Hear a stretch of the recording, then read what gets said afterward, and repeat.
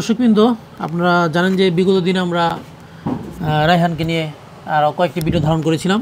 তো আলহামদুলিল্লাহ যে কথাগুলো বলেছিলাম যে তার বাবা যদি কিডনি দেয় তবুও 15 থেকে 16 লক্ষ টাকা প্রয়োজন। তো আলহামদুলিল্লাহ ইতিমধ্যেই প্রায় 4 লক্ষ টাকার উপরে উঠে গেছে।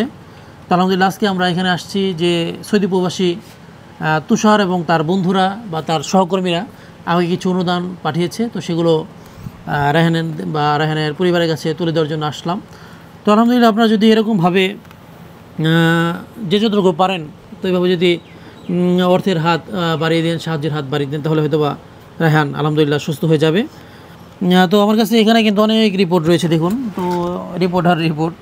তো আলহামদুলিল্লাহ আমরা চাই যে রায়হান আবার সুস্থ হয়ে উঠুক, আবার হাঁটুক, আবার পরিবারের হাল ধরুক, এবং তার পরিবারের এটাই চাওয়া।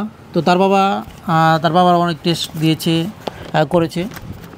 তো আলহামদুলিল্লাহ হয়তো আপনাদের অর্থায়নের মাধ্যমে অতি শীঘ্রই রায়হান এর চিকিৎসা হবে, আবার সে ভালো হবে। তো সেটা আমরা আশা করতে পারি। আসসালামু আলাইকুম।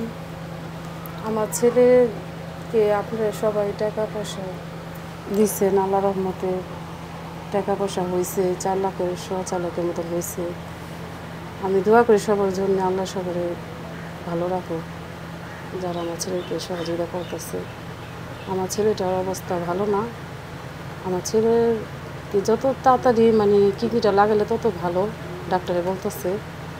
এখন রিপোর্ট আসছে, ওর আব্বুরটা ভালোই আসছে, লাগালে ভালো হবে।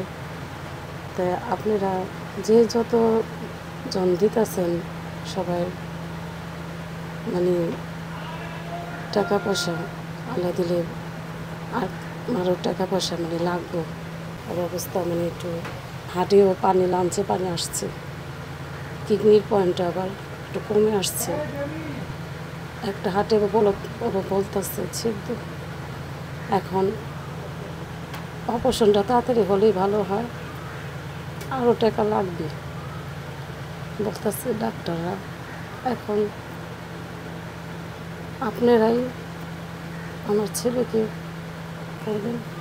যে অনুদানটা আসছিল তো আমি সেটা বুঝিয়ে দিলাম, ঠিক আছে।